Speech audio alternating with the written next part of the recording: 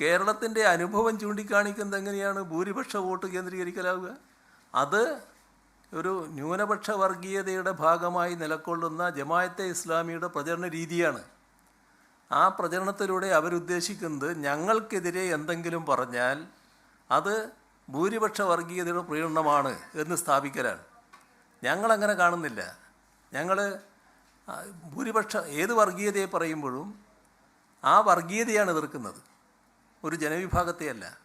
ഇപ്പോൾ RSSനെ എതിർക്കുന്നു, ഞങ്ങൾ ഹിന്ദുക്കളെയാണോ എതിർക്കുന്നത്? ജമാഅത്തെ ഇസ്ലാമിയെ എതിർക്കുന്നു, മുസ്ലിമിനെയാണോ എതിർക്കുന്നത്? SDP എതിർക്കുന്നു, മുസ്ലിമിനെയാണോ എതിർക്കുന്നത്? അപ്പോൾ വർഗീയ നിലപാടുകൾ സ്വീകരിക്കുന്നവരാരാണോ അവരെ ഞങ്ങൾ എതിർക്കുന്നു. ജനവിഭാഗങ്ങളെന്ന് കണ്ടുകൊണ്ട് തന്നെ ഉള്ള സമീപനം ഞങ്ങൾ സ്വീകരിക്കുന്നു. എല്ലാ ജനവിഭാഗങ്ങളെയും എടുത്തോ, ഭൂരിപക്ഷ ജനവിഭാഗമായാലും ന്യൂനപക്ഷ ജനവിഭാഗമായാലും ആ ജനവിഭാഗങ്ങളിലെല്ലാമുള്ള മഹാഭൂരിപക്ഷം മതനിരപേക്ഷ ചിന്താഗതിക്കാരാണ്. ഇവർക്ക് വളരെ ചെറിയ സ്വാധീനമുള്ളൂ ഈ വർഗീയ ശക്തികൾക്ക്.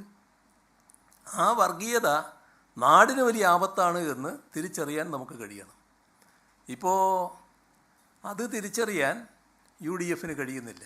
അതാണ് പ്രശ്നം.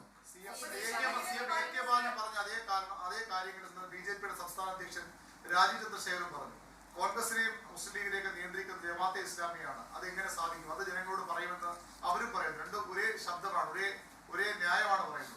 രാജീവ് ചന്ദ്രശേഖർ പറയുന്നതും ഞങ്ങൾ പറയുന്നതും ഒരേ ശബ്ദമല്ല. ഞങ്ങൾ പറയുന്നത് തീർച്ചയായും കേരളത്തിലെ മതനിരപേക്ഷത ശക്തിപ്പെടുത്താനാണ്. മതനിരപേക്ഷത ശക്തിപ്പെടുത്തുന്ന കാര്യത്തിൽ ഒരു ഘട്ടത്തിലും BJPക്കോ രാജീവ് ചന്ദ്രശേഖരനോ താല്പര്യമില്ല എന്നുള്ളത് നമുക്കറിയാം. മതനിരപേക്ഷതയിലൂടെ മാത്രമേ പൊതുവെ വർഗീയതയെ നേരിടാനാവൂ. ഇവിടെ ഏത് വർഗീയ ശക്തിയും സ്വീകരിക്കുന്ന സമീപനം അത് മറ്റ് മതവിഭാഗങ്ങളെ ശത്രുക്കളായി കണ്ടുകൊണ്ടുള്ളതാണ്.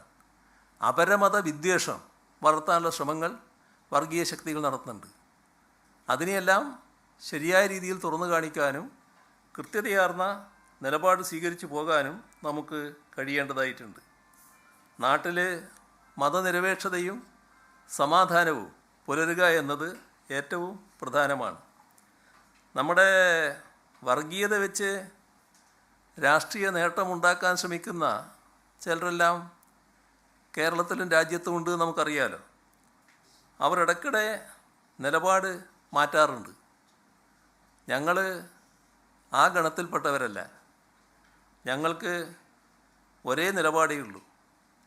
ഇപ്പോൾ പഴയ ഒരു കോൺഗ്രസിൻ്റെ സിംല സമ്മേളനമില്ലേ, ആ സമ്മേളനത്തിന് ശേഷം കേരളത്തിൽ തിരിച്ചെത്തിയ അന്നത്തെ മുഖ്യമന്ത്രി AK ആൻ്റണി പറഞ്ഞ കാര്യങ്ങൾ ഇപ്പോഴും ആളുകളുടെ മനസ്സിലുണ്ടാവുമല്ലോ.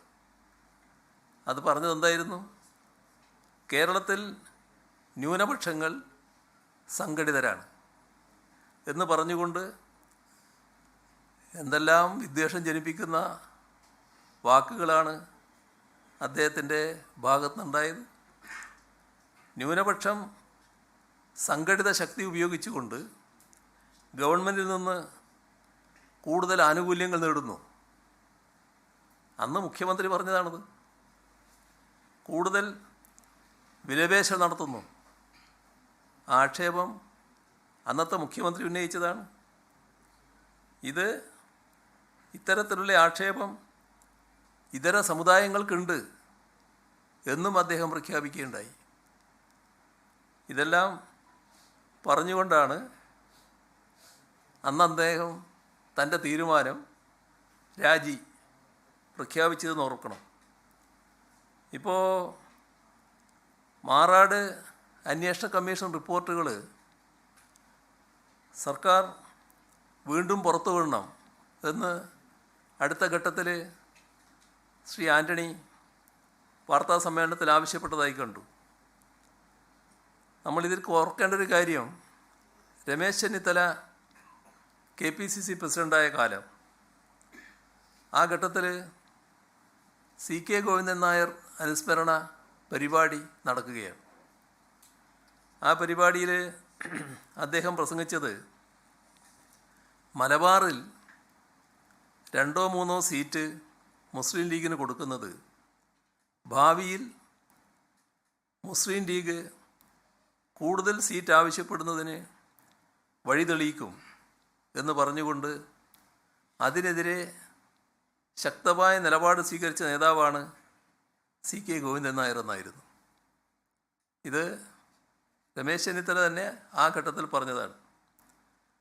CK ഗോവിന്ദൻ നായർ പറഞ്ഞ കാര്യം അക്ഷരം പ്രതി ശരിയാണെന്ന് പിൽക്കാലത്ത് കേരള രാഷ്ട്രീയം തെളിയിച്ചിട്ടുണ്ട്. അതാരാ പറഞ്ഞ്? അതും അന്ന് രമേശ് ചെന്നിത്തല തന്നെ കൂട്ടത്തിൽ പറഞ്ഞ കാര്യമാണ്.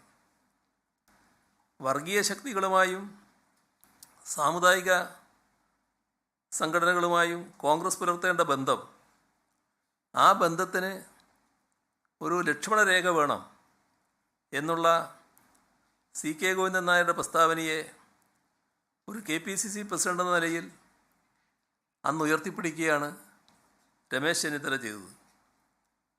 അതേ രമേശ് ചെന്നിത്തലയാണ് ഇപ്പോൾ ജമാഅത്തെ ഇസ്ലാമിയെ UDFൽ അണിനിരത്തുന്നതിന് നേതൃസ്ഥാനത്തുള്ളത്. സതീശൻ, K മുരളീധരൻ, ആര്യാടൻ മുഹമ്മദ് ഇവരെല്ലാം പറഞ്ഞ കാര്യങ്ങൾ ഇപ്പോഴും പൊതുമണ്ഡലത്തിലുള്ള കാര്യങ്ങളാണ്. ലോകത്തെവിടെയായാലും ഏത് സമയത്തും 24 വാർത്തകളും ഓഗ്മെന്റഡ് റിയാലിറ്റി പാക്കേജുകളും എക്സ്പ്ലെയിനറുകളും വിശദമായി കാണാൻ ഞങ്ങളുടെ യൂട്യൂബ് ചാനൽ നിങ്ങൾക്ക് സബ്സ്ക്രൈബ് ചെയ്യാം.